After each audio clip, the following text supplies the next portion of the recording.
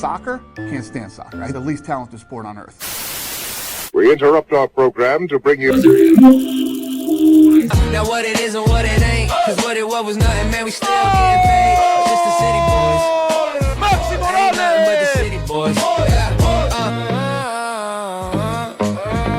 Ain't nothing but the city boys. Another episode of the City Boys Show. I'm Javier. This is Danny. What is up? Been a minute. Hot minute. Yeah, bro. The World Cup felt like a short amount of time and a long amount of time. A lifetime. A lifetime ago. I had a whole kid in that time frame. Let me tell you something. So you know those Instagram memes that were like, "Oh, have a kid now, and then you're gonna be off for the World Cup." Yes. It sounds like a genius idea, right? It does. Then you can't go to any watch party. You have to literally watch the baby. It wasn't as ideal as it sounded. It's not. I mean, it would have been, you know what? It would have actually might have worked out for you if it was in Europe. Because you're up at 2 a.m, you got some soccer to watch. That's true. And then I could just sneak out and go to a bar. I couldn't do anything. Wife was staring at me. Baby was staring at me. Not good. And right now I'm drinking some cafecito at 10 o'clock at night. That's how little sleep I got and how much that was a bad idea. Don't have a kid during the World Cup. No, but congratulations on having a baby. Thank you. She is adorable. She is girl adorable. Dad number 2. That's crazy. Crazy. 2 girl dads. So I took my daughter to a Gotham FC game, to that Queens one that was a record-setting night. And it was fun. You were there too. It was a cool. Thanks for letting me know. I gotta know, but no, it was a really cool vibe. It was crazy. We didn't go to any World Cup games. You had a baby. I went to a World Cup game. What are you talking about? Shit, you did go to a World Cup game. Speak for yourself, broke ass boy.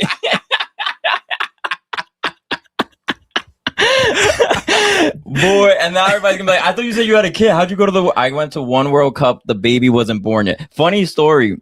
My wife's giving labor. I forget which World Cup game I'm watching. I'm watching it. I'm mad into it. It's going well. It starts hitting for my wife. Those contractions, bam, bing, bada, boom. She was ready to go. She gives birth. And then like right when the baby pops out, I go to look at the score. Somebody turn off the TV on me, bro. I was so tired. I was like, wait a minute. I was in the midst of watching this game. That's hilarious. Yeah, but Gotham FC. Okay, well, I didn't go to the World Cup game. Okay. But you talked about stadiums being packed, the vibe being high, and I didn't get to experience that, but I got to experience that close thing. 45,000 sold out. Gotham FC. That was crazy. Yeah, Vibes were super high. City Field, you know us, we play in City Field as well. Mm-hmm. City Field had the whole upper row open. Even when we played a playoff game, I don't remember us filling up that upper row that way. I don't think we did either. I think the only time we've had that upper row open is when Messi's in town. Yes, but I still don't remember. I feel like they got more numbers than us than when Messi was there. I could be wrong about that. I think they might have. I don't know. But talking about Gotham, are we hyped now that they're coming to Queens? Hyped. I am hyped. I like the team. I think it's cool vibes. But does that mean we don't get a New York City Football Club women's team? Yeah, you think it's over? Yeah, why would you need that, bro? I'm fine with that. Okay. It's not like ownership, though. You know what I mean? I guess it doesn't really matter. That's the same ownership. I wanted to show a picture of how excited my wife was. Brandon, shout out to you. I mean, my daughter was excited to be at the game. Look how excited she looked. For all the podcast listeners, she was miserable at this point. It was a little too loud. I wish this was like halftime. This was like right in the beginning of the game. Granted, I think she might have been a little scared of Brandon. No, Brandon texted me. It was like, yeah, man, I would have been tight too if I was in that air quality as well. It was a bad smoggy day, bro. You know what's crazy? You know what's crazy about that though? What? Air smog, right? I did air quality. Yeah. So I did press with wifey, and we went to the game together, and they asked the question, right? What's cool about their press conferences is a coach and a player goes out together. So the coach and what's her name, Lavelle, they went out together and they asked about the air quality, and she was like, it wasn't great, but it was like fine. And then what's really crazy was, after the game, you have the mix zone, right? Same thing, mix zone. The ladies come out, they do their interviews. Because she's such a star, Trini Rodman came to our mix zone to talk to everyone. Yeah. First of all, so good. She wasn't great at that game, but they asked her also about the air quality and the baseball field. And she said she was really excited about the, Gotham FC moving to New York. She says it's going to be cool. She said the vibe's high. She was like, I actually didn't like that they had so many hydration breaks. I think it messed up the momentum of the game. Killed the flow of the game. Yeah. I agree. And she was like, the air quality, she was like, it wasn't ideal, but it was fine. Like, we worked through it. Yeah. Next day, I didn't post the interview because I'm lazy.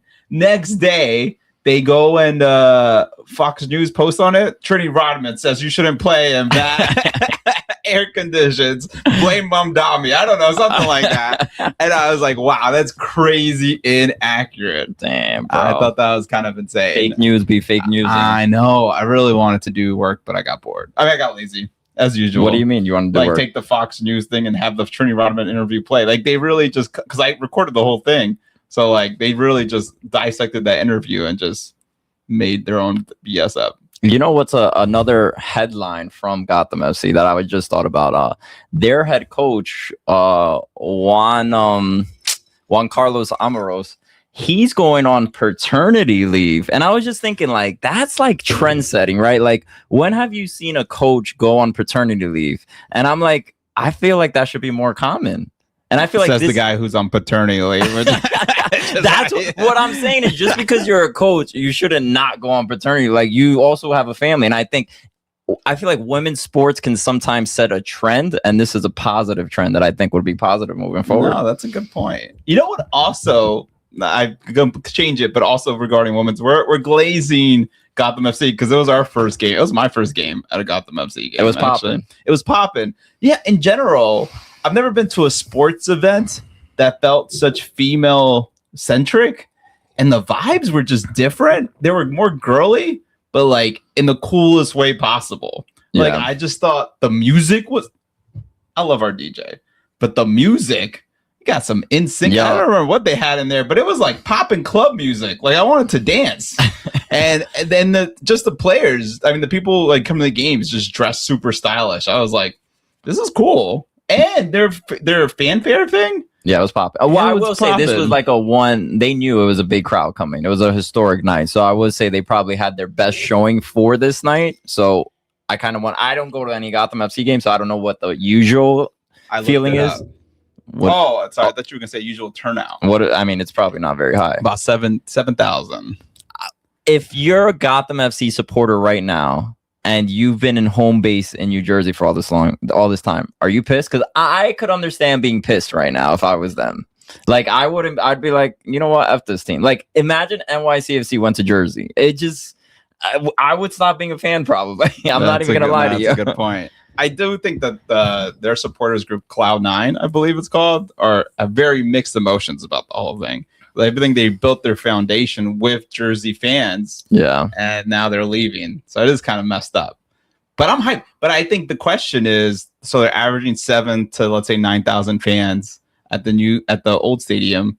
Is it just by switching to New York, do you end up with double that? Well, the excitement I think so. I think the excitement of the stadium, the excitement of all that, everything feeling new, you're gonna get a good crowd for that first season, no matter what. Every game, I think. I signed up for their season tickets. That's $28, papa. And you know what I got for that? A cool little scarf. Hell yeah. Nice. And That is a fire scarf. The different I don't even know what it has, to be honest. Oh, their championship and all this. It was cool, man. You did some real research before you put the scarf out. I got hyped with the scarf. I'm not even going to lie. All right, we've been on a tangent. But you know what? It's the cafecito hour on the City Boys pod when you got no sleep in you right now. Also, we've been here for 2 months. I've been gone for 2 months. So there's going to be a lot to talk about. So we kind of glazed over World Cup, but let's talk a little World Cup action. And how it's related, I guess, to our fan base, NYCFC, Matt Freese. Thoughts? Oh, I have a lot of thoughts. One, It's funny, before the Belgian game, before the mistake. So we all know Matt Freese made a big mistake, which led to, unfortunately, a very viral moment for a mistake. Right. Before that, everyone was kind of hyped on the USA train, right? Like USA was playing really well. Offensively, they looked different. You know what I mean? You're like, wow, this team can go and be exciting and be fun. Which I enjoyed, but selfishly, I was also like, Matt Freese isn't getting his moment, right? Like throughout the group stage, we had like the Cape Verde goalkeeper, and we had another goalkeeper that did really well this time around. But like Matt Freese wasn't having that, and usually USA goalkeepers have their moments because the offense is so bad. Yeah. Then we get this game where I couldn't believe how terrible our offense was. I felt like all the USA's attackers were just running into the defense. It was a crazy thing that happened. And then I'm like, all right, this game is terrible, but at least Matt Freese will have his moment to shine. And then he did that. And that was really sad. And, I would say that didn't cause the reason we lost. We were going to lose that game regardless. We were down 2-1, I think, at that point, but it felt like they were the better team regardless. Like they were going to beat us no matter what happened. But you need you need a scapegoat. You need a simple reason to explain why it didn't go well. And it was easy to put it on Matt Freese. It was a highlight that you can just put on the screen and go, look, this is Team USA. And I think it's unfortunate because we watch Matt Freese week over week, and he is so much of a better player than I think he showed in the World Cup in general because he didn't have many opportunities. Yeah. But on top of that, on that game. So I feel bad for him, but I hope he turns back. I hope this is just like a mistake and he learns from it, and then it gives him even a bigger opportunity to shine in the next World Cup. Yeah, that's what I see. I see it as like, okay, the new chapter of Matt Freese. I was reading Glenn Crooks's book. Shout out to Glenn Crooks who gave me the book, and I said I would quick pay him. I still have not quick paid. You will get your money, I promise, eventually. But he said he knew he was gonna have his moment when he played against the Red Bulls and to start his career with NYCFC. And once he played against the Red Bulls and really had an impactful game, I forget what game it was, but he was battling with Barraza at the time, if you remember. And then he was like, all right, this was my moment, and I knew I wasn't going to let it go from this point on. Mm-hmm. Now I feel like he's hit that next chapter of okay, that was a moment that I have to learn from, and now I'm never going to look back. And now we can see the Matt Freese that progresses. But you also got to remember, Matt Freese barely had any caps with NYCFC. I mean, with the U.S. men's national team. That was also a problem with this. He didn't have so many games that he started beforehand, where in the past you had previous goalkeepers who had 50, 60 caps with the U.S. men's national team, so that you could feel like, oh, okay, this guy has plenty of burn. But because there was so much rotation, because going in, you didn't even know if Matt Turner was a starter, Matt Freese, I think it was a little more difficult for him, but we'll see. I think next World Cup will be a world of difference. Yeah, that makes sense. I don't know if this is true or not. No. You see, this is what happens when you use AI for notes. Okay, what were you gonna say? No, don't even say it. Yeah, don't even say it. Okay. But going into our game against Columbus, okay, Matt Freese gets booed really strongly. He does. Every time he touched the ball, he got booed, which is crazy. Yes, but I mean, we'll get into it. But I guess, what were your thoughts on him getting booed? And I mean, expected, right? I think, especially not at home, right? I think it was people. You had, I don't even know, millions. I think it was the highest viewed game in the US and sports events, I think, in history. It was something crazy like that. No, well, that doesn't sound right. The World Cup. Well, the World Cup final was the largest, I think, viewed game. Yes. But I think for the US, United States viewing. Yes. But I think the viewership for the USA game was higher than Super Bowl numbers. Oh yeah, that makes sense. Which is crazy. So it was with a Vegas situation, and so it's the only time that a lot of Americans are paying attention to the sport.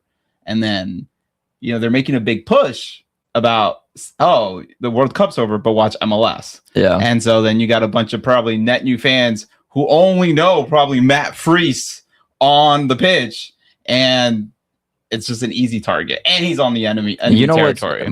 Not even the enemy territory. When I went to the Gotham FC game, I was next to a couple fans who saw Matt Freese. Matt Freese was walking on the pitch.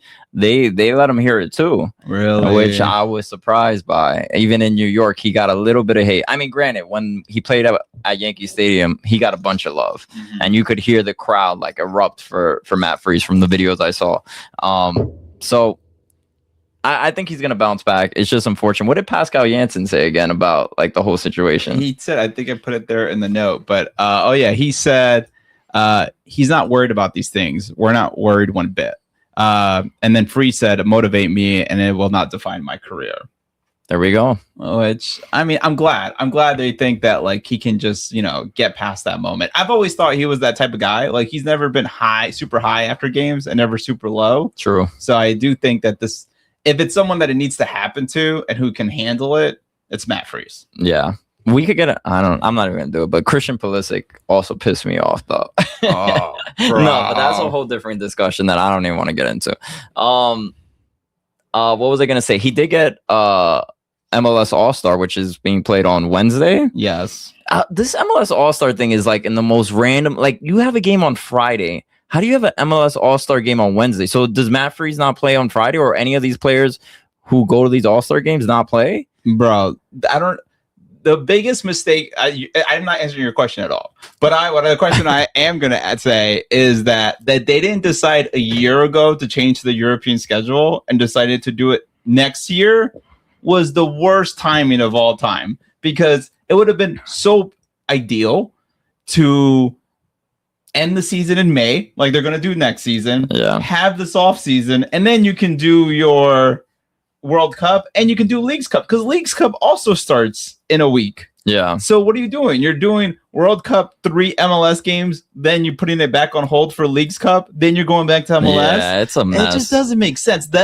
Their hesitation is always the thing that causes like mistakes, and they hesitated for whatever reason, and now we're like fumbling through the season. Our season this year for MLS is the equivalent of hydration breaks. It's killing the vibe, bro. Yeah, I feel like we're in a new season right now. Yeah, it's weird. What was I gonna say? Also, I mean, that gets me into we were gonna talk about this later, but let's just talk about it now. The NYCFC's new home opener, they said, is gonna be July 17th at home next year, or July. I forget what the exact date, but it's the 17th. The 17th. So, but they said, is that going to be in the interim season or the new season? And then is it going to start with the new season? Like, you get what I'm saying? No, yeah, it's the new season, bro. The interim season ends in like May. Okay, so it's going to be the full season. Yes. Okay, because that would be weird if you had one of the fast seasons and then you play a home game. You know what I mean? That quickened season, and then you play a home game then. Yes, that would be weird. No, but July, I thought they weren't going to have games over the summer. No, you see, NYCFC plays a 14-game transition season in early 2027. Yeah, the transition and summer to spring. So then it is going to be in the transition season. No, summer to spring, bro. Is July a spring? July is summer, dude. Summer to spring. So then you're going to play from summer to... Sorry, bro. I can't read. Oh, yeah. The new season starts summer to spring. It's bro, the sprint season ends in like May, June. Okay. So then the new season, yeah, because then they're going to be with the European schedule, and then they'll start in the summer like all the other leagues. Yes. Although I do think that like the European teams start later. And they one thing. No, but they start in the summer, later in the summer, but maybe I guess we're going to start sometime in July. Yeah, maybe that's a preseason game. I don't know. No, it better not be. They did say they're not going to be playing Inter Miami. So the only other team it should be is the Red Bulls, bro. You got to start the home opener against the Red Bulls. Maybe LA?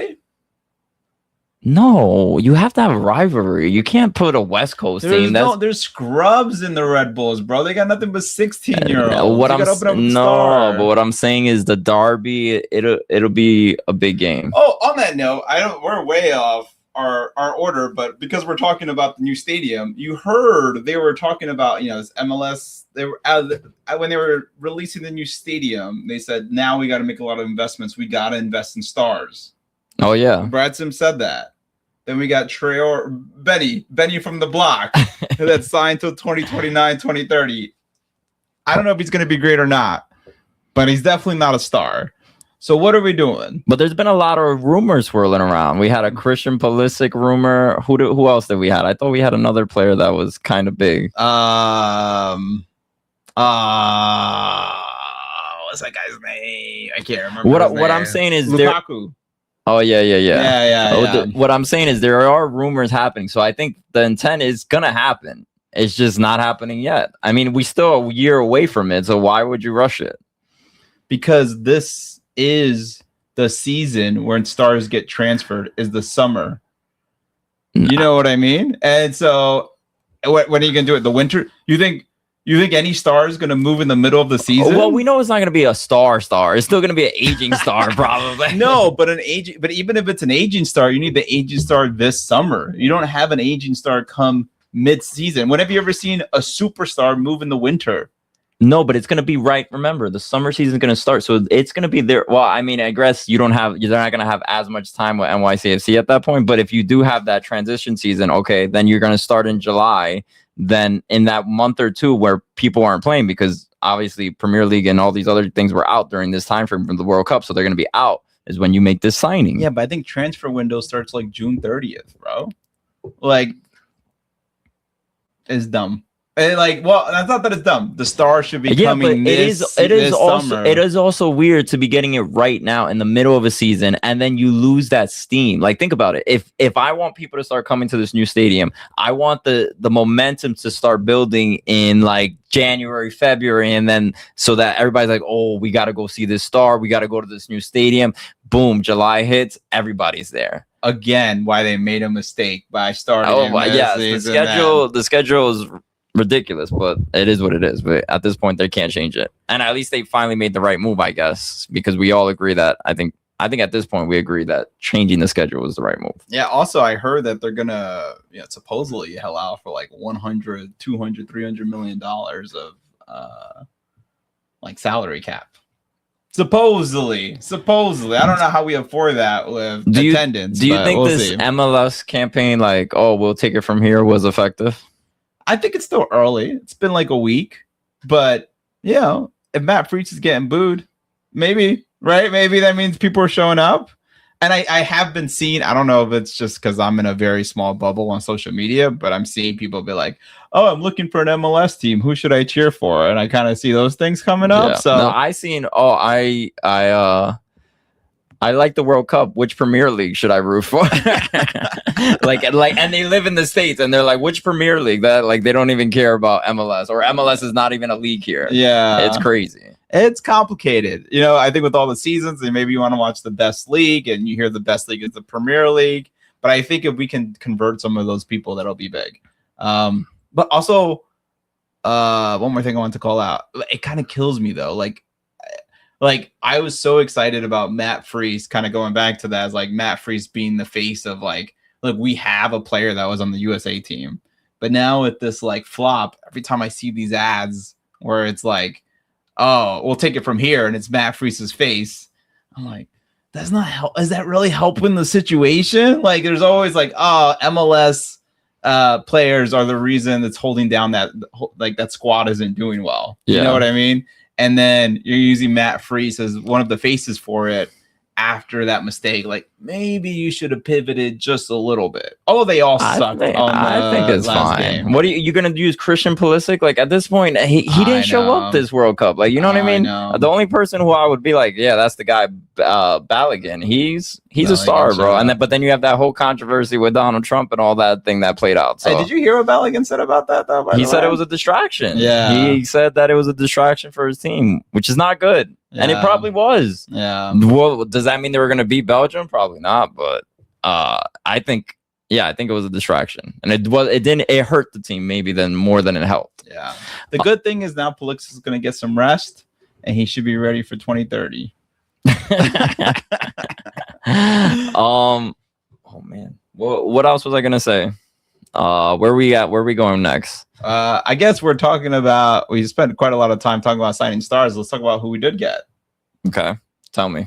We signed Benny Traore. I think I'm gonna say it wrong, but it's all right. I know you just told me and I already forgot. Traore, but we're just gonna call him Benny from the block. Benny from the block. I like that. Because that's much better and easier for us to repeat. And we do know that it is actually Benny. So we signed Benny. Can we talk about a little bit about Benny? Benny's from the Ivory Coast. My understanding is that Benny played for the national team, I believe. Did he? I think so. Was the Ivory Coast in the World Cup? Yes, they were. Nice. And supposedly kind of what we got from his information, 80 appearances across all competitions with FC Basel, 25 goals and 15 assists.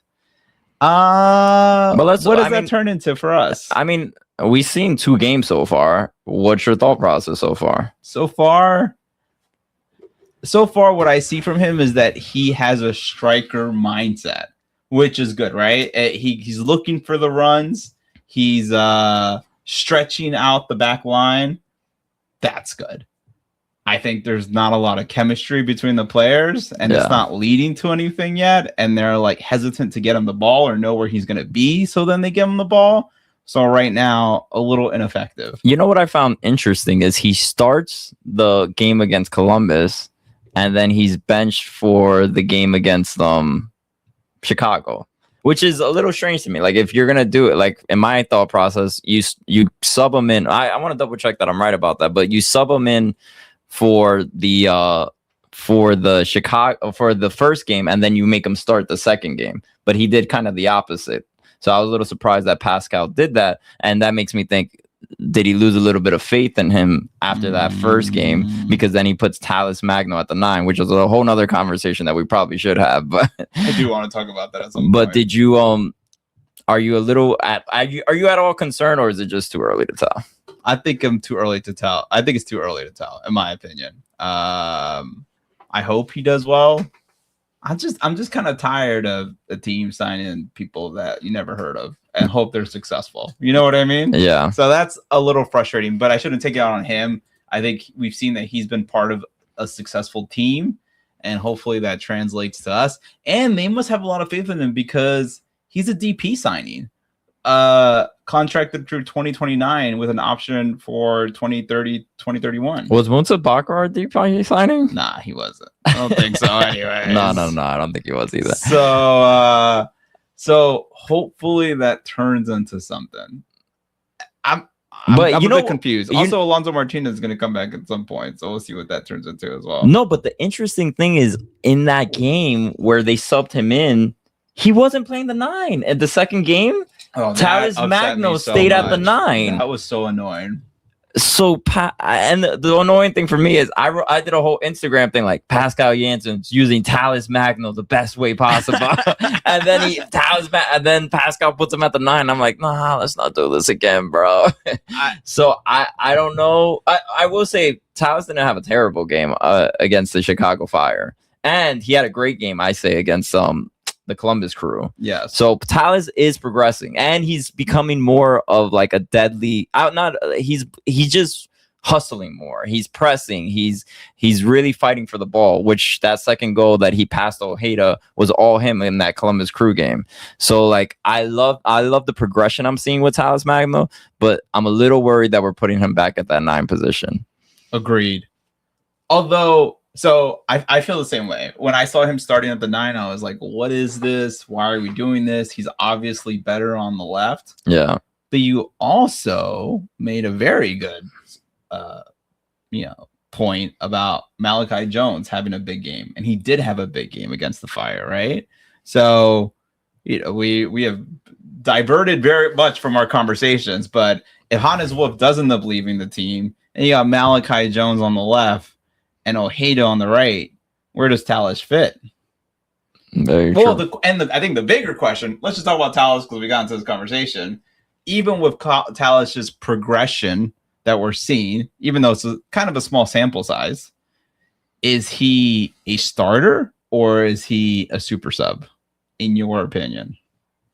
In my opinion, he's still a super sub because I don't think he has the conditioning still yet to do a full 90, like in the way that Pascal Janssen wants him to do, which is pressing the whole game, which is, you know what I mean? Like, and I don't see that from Tallis Magno still. Do you? I mean, I don't think you have to be a 90-minute player to be a starter though. So like if you're saying he doesn't have the stamina to be a starter, that's a weird reason. Like, do you think he's talented enough to be a starter for this team?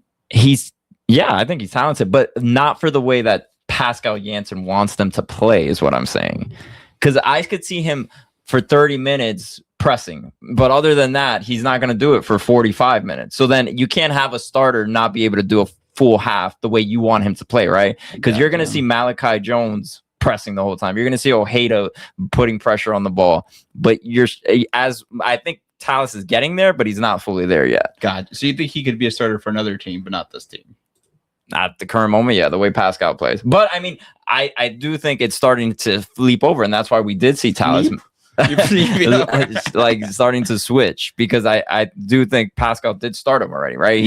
That means he's starting to have faith in him, or he has no faith in Benny. Whichever way you want to look at it, I think it's more he's starting to have more faith in Tallis Magno. But I think that if Tallis Magno gets a position on this team, it shouldn't be at striker. Like, I know he said that from the beginning of the season. Tallis is back. Tallis is going to be striker. You also had no other option, right? Alonso Martinez has been injured. Seymour Reed is still a baby. And so, like, your only option was Tallis Magno. And they weren't even playing Tallis Magno most of the time. It was Nico Fernandez playing striker. And so now that Nico gets to play his true position because of the unfortunate injury to Maxi, is like, I don't want to see Tallis a striker. We've gone through this. This isn't where he's successful. It's obvious even from the Columbus Crew game that he's better on the wings, and that's where he should be. I agree.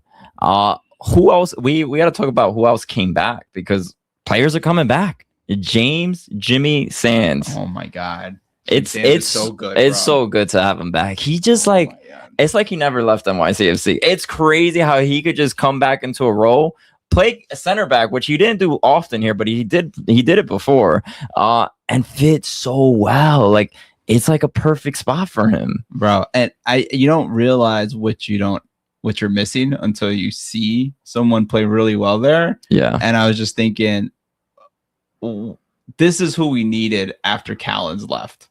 Like, no disrespect. Or Hack, you mean?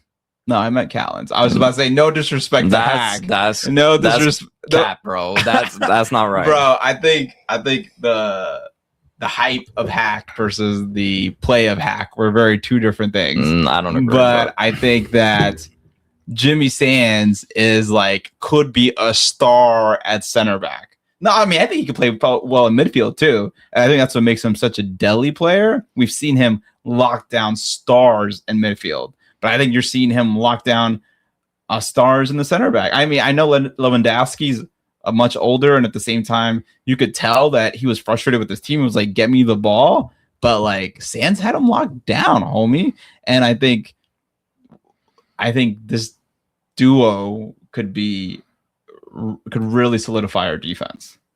No, I agree. But the only thing I will say is we kind of still need a 6. I don't feel like we fully solved that. Sometimes I feel like we're struggling to transition the ball from our back line to our kind of our forwards. Mm-hmm. So I think that's where Jimmy Sands would actually be helpful at, but we don't have a center back. So I think once Raul Gustavo's back, maybe you put Sands in the midfield and then we go from there. That is a terrible. Out of everything you've ever said, that's the worst thing you've ever said, bro. Raul Gustavo is a liability. It's been a month, bro, so I kind of forgot how Raul plays. I'm not gonna lie. We heard unofficial news, off the record news. This guy's bleeding from his ankle. This is a dangerous sport here. Yo, podcasting's not safe, bro. Do you want us to pause this? No, I'm just like, I'm like a player out there. I get a little blood, I'm good. I'm gonna just keep rolling with We the gotta get punches. the medics out here. I don't know how I'm bleeding from my ankle, bro. I think I might be dying right Bro, now. That's crazy. Okay, what were you gonna say? You heard from an unofficial source. I don't even Off think the you record. Yeah, then don't say it. No, Well, it's off the record. I don't even know what you're gonna say, and I don't. If it's off the record, that means you can't say it. You idiot. I don't know what you think off the record means. Well, I'm saying we won't tell the source. No, off the record means you literally can't say it. That's what is. Okay. Point is, I don't think Raul Gustavo is getting a starting job back unless we are lacking depth or there's a lot of games back to back. Well, we are lacking depth, so I will say that, and we have a lot of games coming back to back very soon. So I agree, but I'm just saying I don't think Raul Gustavo is going to be anyone's number one choice anytime soon. Okay. And on that note, Jimmy Sands should not be leaving center back. I think you're forgetting that we have Keaton Parks, Aiden O'Neal, and Kai Traywin all of injuries. No, I know. And so we have. But what till they get back, I do feel like we need something. Well, I think Johnny Shore has the ability to do that. Johnny Shore is looking composed out there. Also, did you 2 goals came from Andres Pereira. Yeah, but I'm saying pushing the ball forward. No, but yes, but he's not on that. He's not there to then give an opening pass to the back line to then start transitioning the team forward. That's what I'm saying. And I feel like that's where we're lacking. But you know what I noticed too from Jimmy Sands? Jimmy Sands had a little bit of a long ball now. He was driving. I was like, oh shit, is that what's his face? What was that guy who had the long ball? The guy who just left. The Chanel replacement. Burke Risa. Oh yeah, he had a Burke Risa long throw. Well, I think that goes to the whole philosophy of this team. You have these fast players that you want that over the top ball. That's why you don't. That's my kind of my reason is you don't start Tallis Magno because Ojeda, Magno, and this new guy, they all got speed, dude. They're fast. Like that's what you want out there. So that's kind of my reasoning as well. Another player that came back, Micha Lenic. We love the kid. We love Micha, even though he doesn't like us anymore. He unfollowed us on Instagram. We still remember. The question is, does he want to be back? Is this a long-term thing? He says he wants to be back. People have asked him. He's like, yeah, it feels like home. I don't know if and then his boy Hannes Wolf is leaving potentially. We'll talk about are him and Hannes that close? His boy was Munsa Bakrar. So I don't know who's his main guy after that, but gotcha. Munsa definitely was his guy.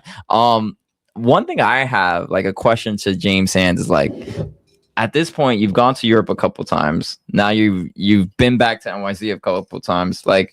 Is this it? Do you see yourself finishing your career at New York, and are you okay with that? Because at this point I feel is it that bad? You know what I mean? Just stay with the club. I thought he's from Rochester. I could be wrong about that. He's from New York. I know that for a fact. Oh, he is from New York. Yeah. So why not just stay? And I feel this league is starting to grow in the sense okay, we're oh, when Messi's gone, what's gonna happen? But you're getting stars. Lewandowski is here. This from the Whitecaps. Griezmann's here. Yeah, the dude from the Whitecaps, Muller. Son. Yeah, that's what I'm saying. It's not just a Messi thing anymore. I was oh, Messi's the people only care because Messi's here. But now you got real stars. There's players are willing to just come. It doesn't sound like it's something out of the norm now. So why go back to Europe? You can stay in New York. You're beloved here, and you play tremendous. You're gonna kill it here. Yeah. So I don't know. And at this point, okay, in your career, are you gonna play for the U.S. men's national team? I don't know. I mean, didn't he get appearances when he was on NYCFC? I thought he had one appearance, maybe. He or he got one call up. Yeah. I don't know if he actually played in that game. I think he did. I think he did play. I don't know. I think he has played. But what I'm saying is also it's shown that you could play in MLS and still be called up to the U.S. men's national team. Look at Matt Freese. Look at a bunch of our Ream. Yeah, Tim Ream. The other center back.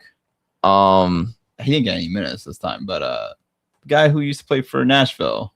Oh, yes. I know what you're talking about. I forgot his name. I forgot his name too. Zimmerman, yes. So yeah. I'm genuinely curious if James Sands wants to stay for the rest of his career.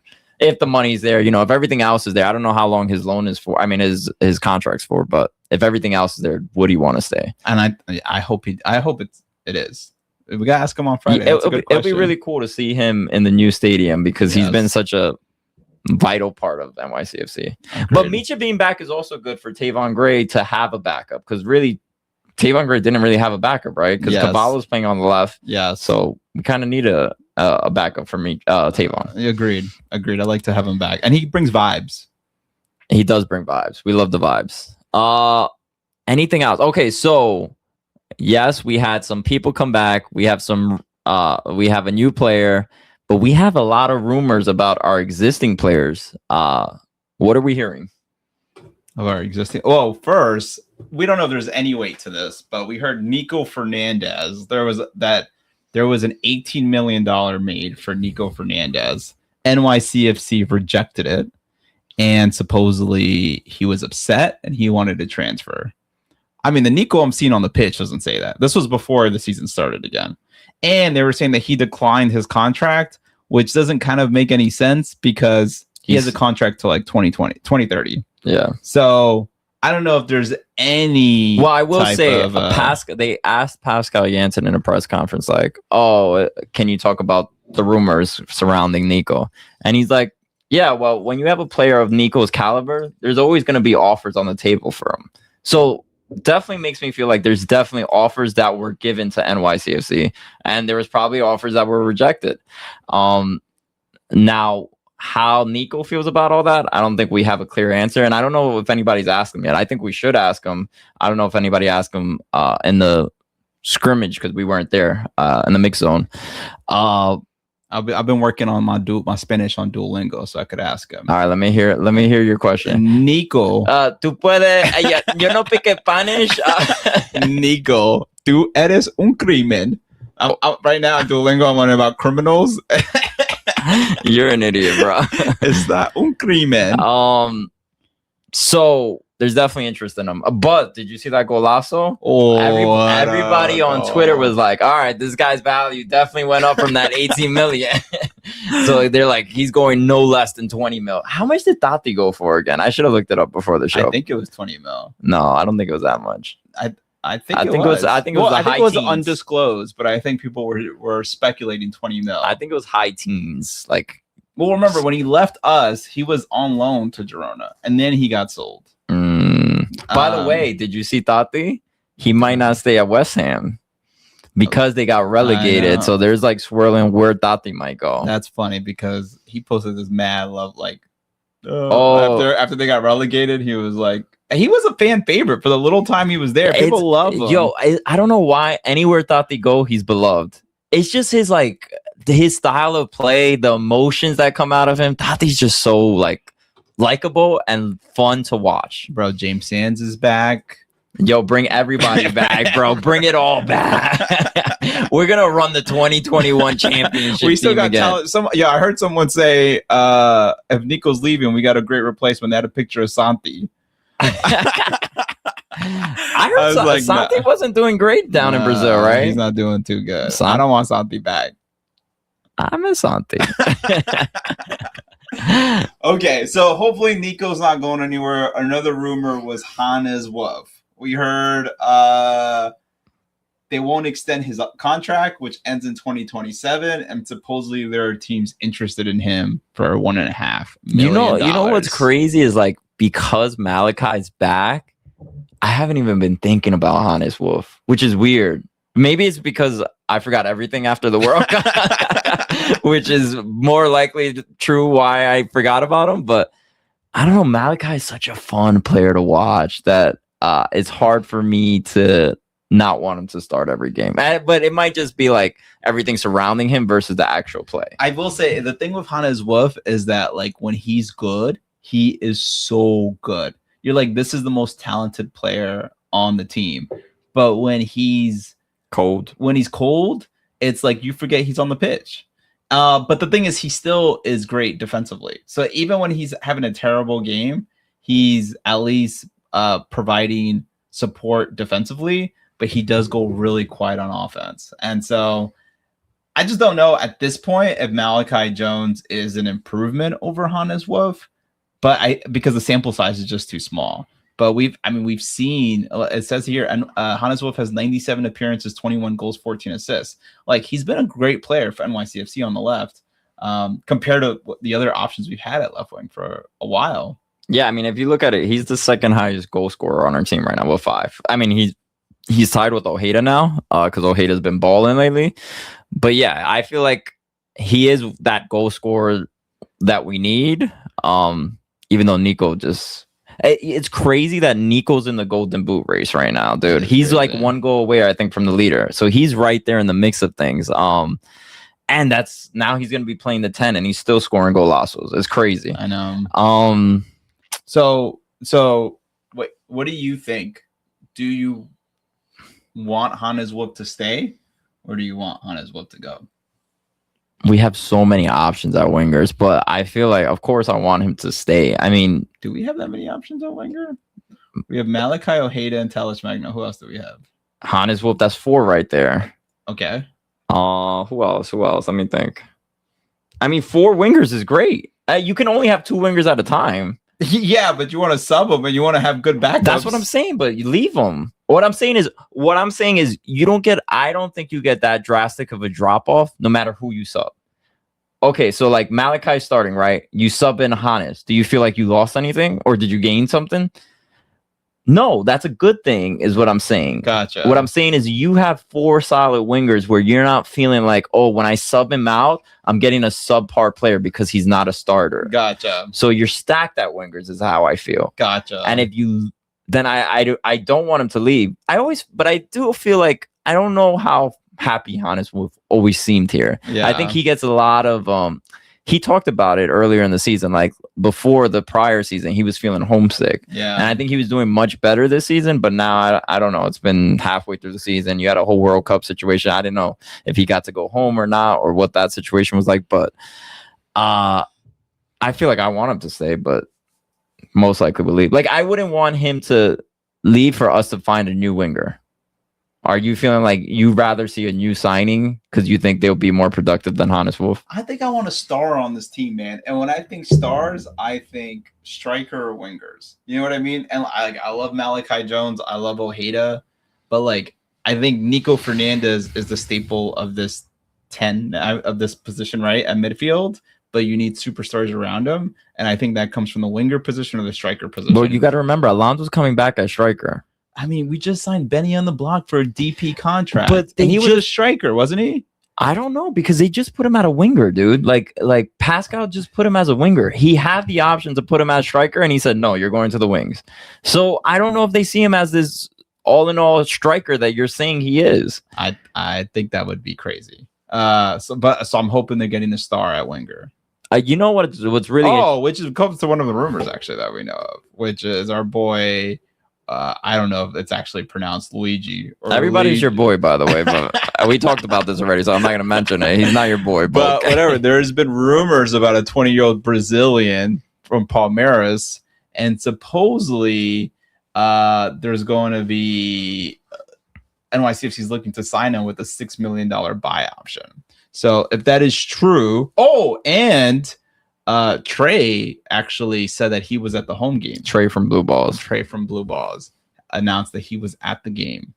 That's your sign right there. That is your sign. You know what's the other sign? Is he following NYCFC's Instagram? Oh, I didn't even check. He probably is. So I think that to me, that sounds like we're going to get another superstar winger. And if you're going to replace potentially somebody with a higher ceiling, I'm okay with that.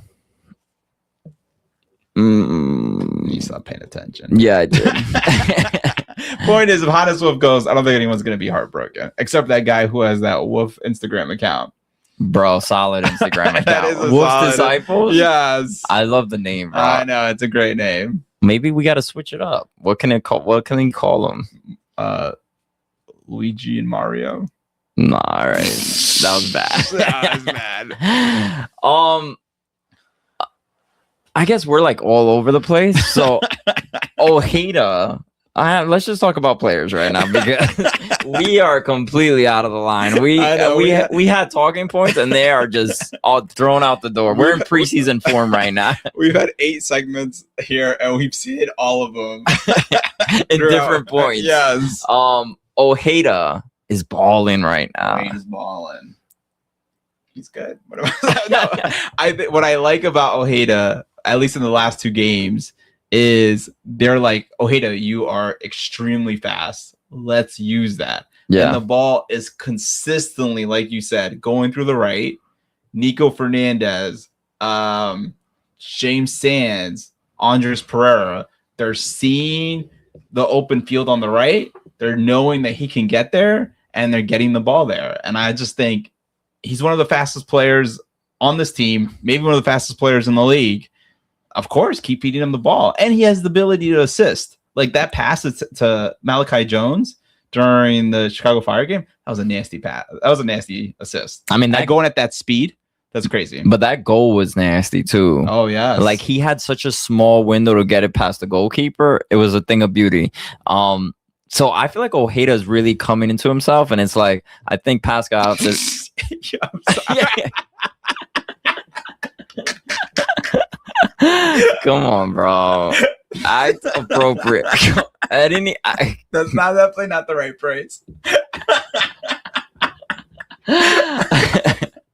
What was I gonna say? Man, immature. All right, now I completely lost my train of thought. Coming into himself, and you're finishing that statement.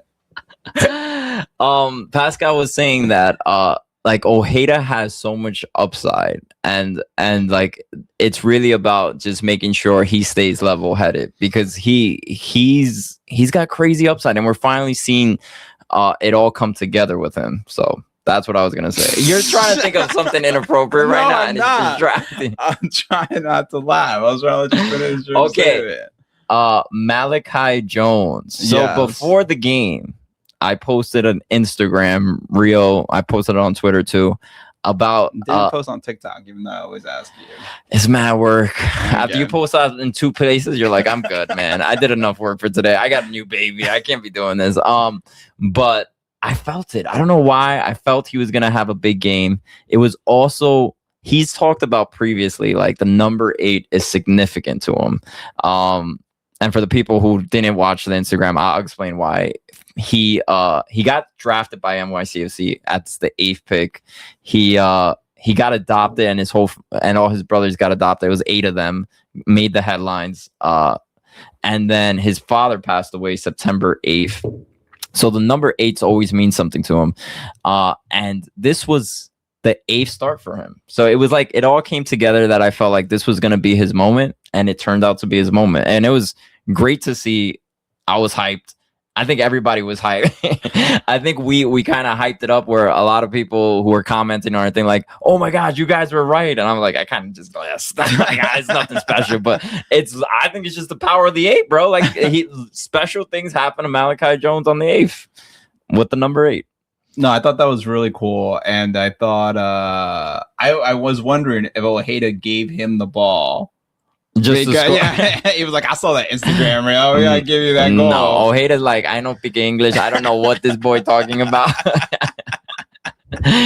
Definitely did not do it. He definitely didn't watch my Instagram reel. That's true. He probably has his block. But Malachi gave us some love. Yeah, he did. He said thanks for the support. Yeah. That was about it. Yeah.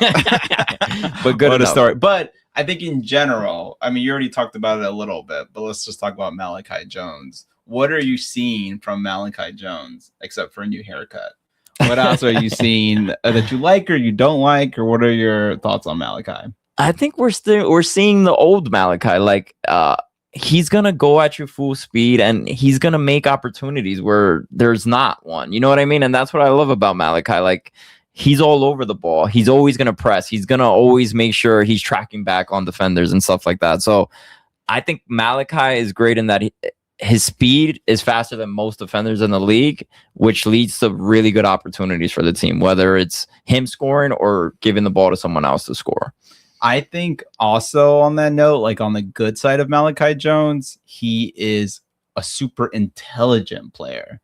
You see his like decisions and you go, this is a guy who's well mature over the amount of appearances that he's had. He's had 8 starts, but he looks comfortable with the ball. Yeah. He looks like he knows where to get the ball. And I really appreciate about that. Like, I don't think he's more talented than Tallis Magno at this point. And I think his strongest skill set at this point is his speed and his ball knowledge. Yeah. And so I think, being smart can be very deadly. And the one last thing about Malachi is this game, when he broke his leg, it was against the Chicago Fire right here at Yankee Stadium. So it was like a comeback game for him. It kind of like completed that chapter in his life. Did you see? I don't know if you saw it. What? Oh yeah, when when he was running full speed. At the goalkeeper on an offsides play. I think that was offsides. It's crazy. And that he was brave enough to do it. Yeah, was crazy. I was scared. I was watching it, and I was like, "That's some scary stuff." But I think everybody was rooting for him. It was like his comeback game, his comeback moment, and we'll see what's more to come from Malachi Jones. Yeah, you know who didn't get enough love this game? Andres Pereira. Oh, yo, he was balling, bro. Like he got 2 assists. I'm pretty sure if they counted the Ojeda one as an assist, but. He was throwing some dimes, bro. It was very nice to see. Yeah, and what I love about him he had 1 assist. I'm wrong about that. Yeah, I think he only had 1 assist. But I will say that like the way that goal that he did have an assist on, I think it was the goal that he had. The one he passed to Ojeda was the one that he passed to Ojeda was the assist. Yeah. What a perfect pass, but also it was the entire play. Like he saw that attacker was going to grab the ball. Yeah. It was like one consistent flow. Like there was no stopping. Like he ran towards it, he got the ball, he passed the ball, and just like one smooth transition. And it just shows like his like superpower is the ability to hustle more than anyone.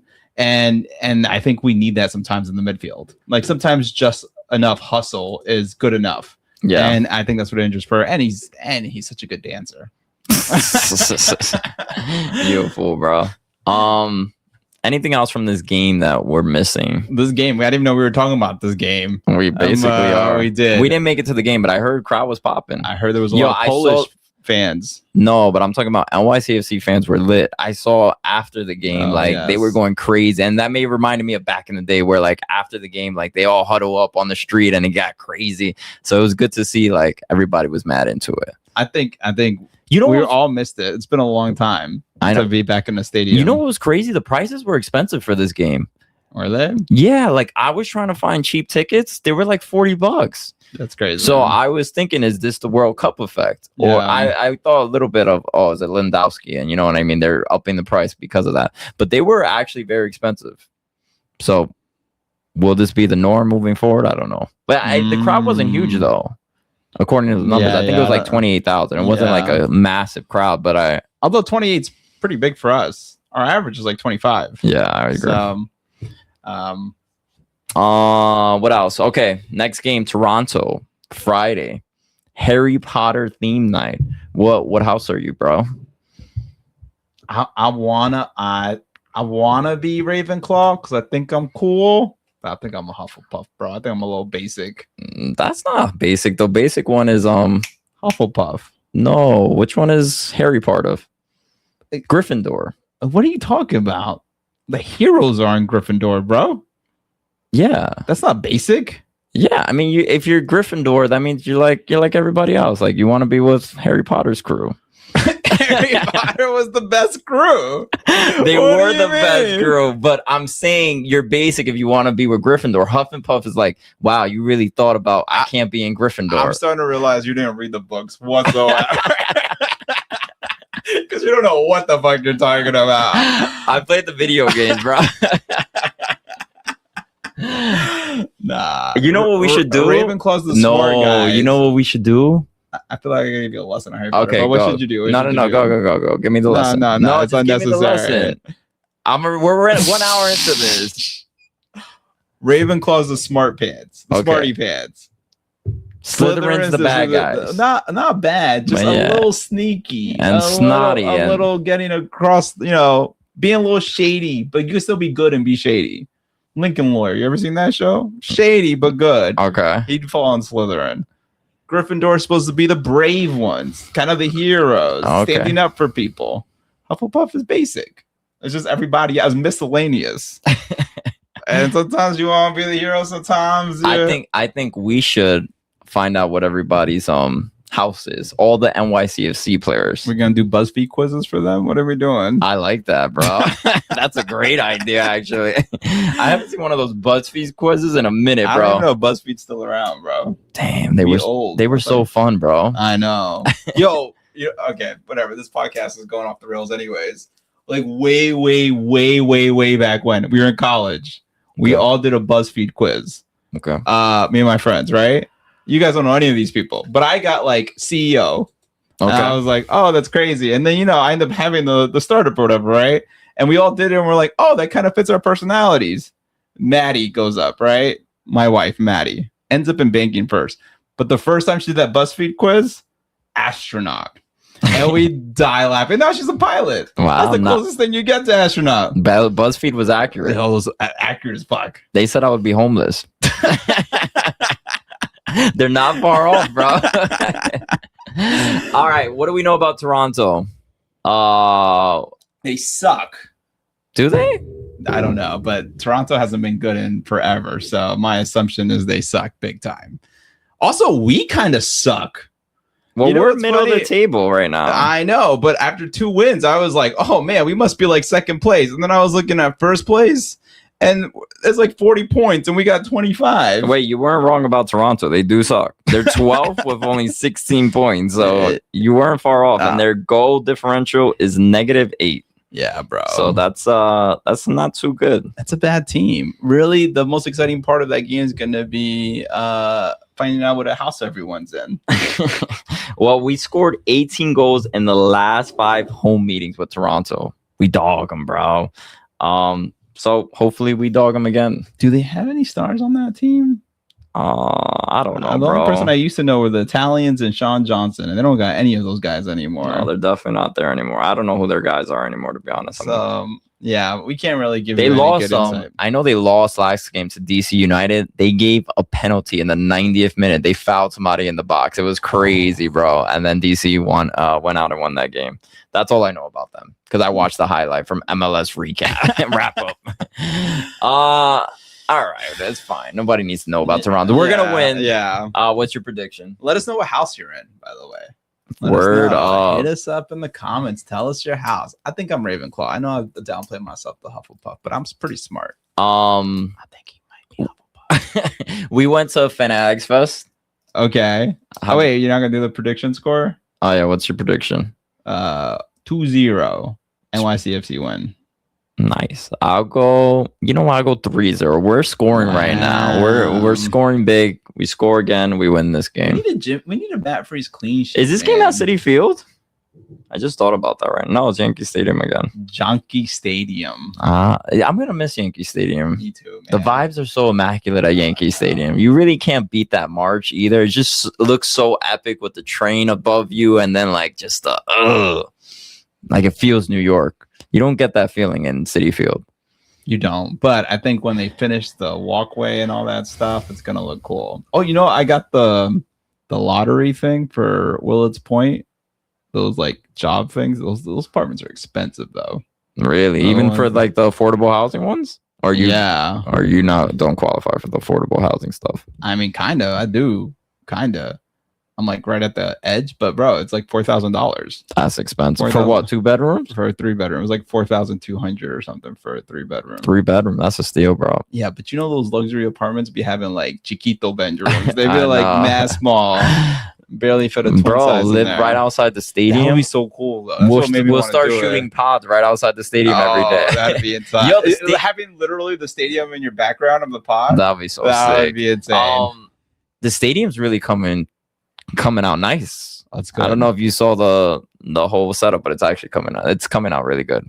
I'm hyped. I want to see the cube. I'm mad hyped for the cube to get installed. Me too. I already see the HDMI plugs, but I haven't seen the TV yet.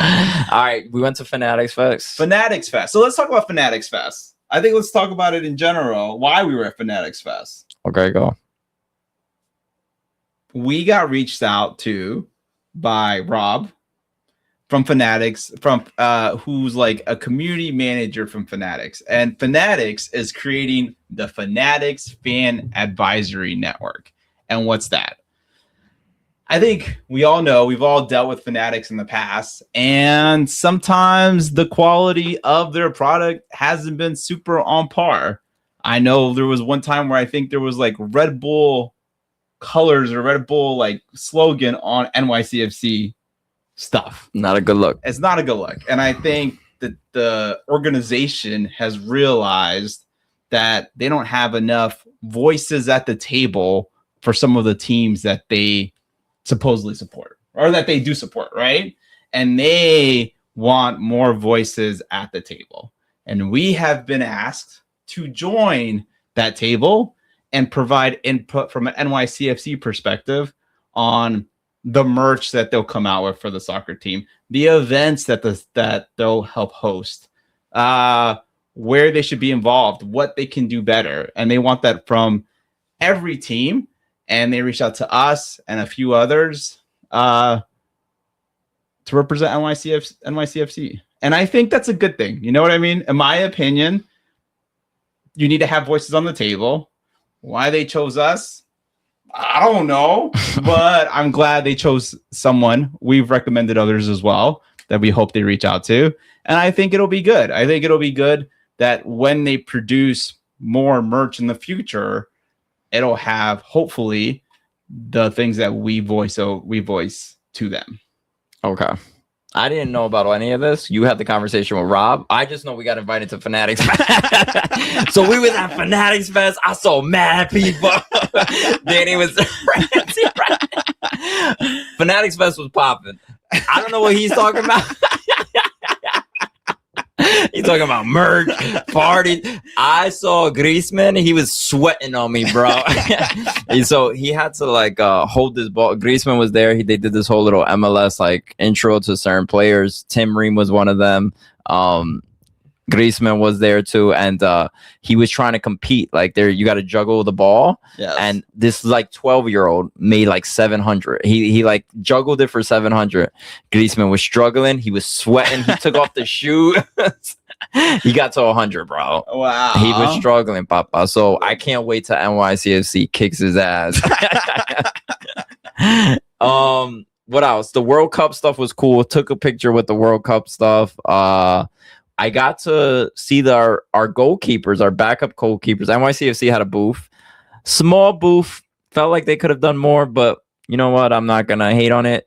At least we're there. We're representing. I didn't see a Red Bull one, so that makes me hyped that we were really taking advantage of that opportunity. And they had our players show up there. I saw who's our backup goalkeepers? Tamara. Yeah, Romero, Sorry, and dude. then I forgot the other guy's name. Me and Yusuf from the Forever Pod talked to him for a bit. They were nice. Nothing crazy. But yeah, I thought overall, like the soccer in Fanatics Fest was actually more than I expected. Yeah. And it was cool to see. So I thought that was cool. No, agreed. I went day 3 of it. Yeah. And I thought it was cool. The FIFA thing had Justin Bieber up there kicking goals. They had I saw Big Papi. Oh yeah, Big Papi Big was there. Papi and CC Sabathia. Yo, bro. I was so glad Big Papi was terrible at that. I needed him to suck at something, bro. Yo, but also there were just stars everywhere. I know, you would just bump into one. Bro, I was like trying to just get out of this area and like the path was closed. And I was like, why is this closed? And I turned around and John Cena's right there. And I'm like, that's crazy. Bro, how did you see him? You can't see him, bro. Yo, John Cena's getting old, bro. Really? Like, He I was looked right old? next to him. I was like, wow, this guy's aging. But yeah, we all are. We can't talk, bro. I know. I think I've gotten like 100 grays since our last pod, bro. And now it's cafecito hour when we do the pod. But also I also went to the NYCFC booth again. We're not here to complain. Even though we do. But I thought the booth was a little small. I thought they could have done a little bit more. I think getting more new fans excited, more players excited. But I thought it was cool to have some of the players there. I saw Thiago Martins there on Saturday. I saw Tavon Gray. I saw Jimmy Sands. Should've I think talked to him, Kevin bro. O'Toole. Bro, you know what the stupidest thing I did? Well, I showed up in a Girona jersey. why? My NYCFC jersey was dirty. I can't believe you showed up in a Girona jersey, bro. You really like left your house and like, I'm gonna represent Girona today. I wasn't thinking about representing anyone. I was just thinking about going to the game, and I was like, that Girona jersey's clean. And then I realized my Girona jersey's red and white, and I was like, I don't like this. And I didn't have another jersey. You know what I won? I won a free scarf, NWSL scarf. But it was the Houston Dash. I was mad disappointed. I wanted Gotham or I wanted, they had this cool Seattle one that I wanted. And I was like, damn, I didn't get it. It was jerks. Did you get the Women's World Cup? Picture? No, the scarf. No, I don't know why they didn't give it to me. They saw me. I took a picture with it. I saw the guy holding it. And he was like, yeah. And he just like gave me a nod. And I was like, all right, I guess you're not going to give me one, bro. I think we've talked about it. We should make it public. Because we hold ourselves accountable. We got to make it to the Women's World Cup in Brazil. Yes. We got to go to 1-2 games. Yes. I told wifey we're taking the family on vacation. I told the same thing. She was down. I don't know if my wife was down. I got a newborn, but she'll be one by then. You know how hard it is to travel with a 1-year-old? Yeah, that's tough. That's tough. And Brazil's not like is it a good tourist spot? We'll chill with Talis Magno. We'll tell him to take us around. And Talis, cameraman Talis. We'll hang out both Talis. That'll be fly. You're going to see me playing soccer volleyball with Talis on the beach. That'll be nice. Listening to his song, Talis Magno. All right. I think we've talked enough. Anything else? Are we going to be at the game? Yes, we will be at the game. Maybe. If I'm allowed out the house. Point is, okay, one last thing on Fanatics Fest. We loved it. The thing was cool. The event was cool. We're excited to be part of the Fan Advisory Network. Let us know, like, what we should be advising on. I don't really know, right? Like, I'm still trying to, like, wrap my head about how we could bring value. So if you guys aren't invited to the table, tell us what to bring to the table, and we'll bring it. You know what I mean? Invite us to Fanatics Fest next year, guys. We got invited to Fanatics Fest. No, I'm telling the people who invited us again. Because I don't know anything else you're talking about. Bro. I was not part of that conversation. You can't be pleading the fifth. I told you everything. You agreed to it. You're part of this. Thanks for the tickets, bro. All right, y'all. It's been Rio. We will see you guys. Great. And yeah, I don't know when the next pod is coming, but it'll come. Maybe we're trying to get a special guest for the next pod. I shouldn't even say it because it's not happening, but I said it anyway. So look out for the special guest who might just be Daniel and Javier. Us in a different accent, Papa. See y'all later. Peace.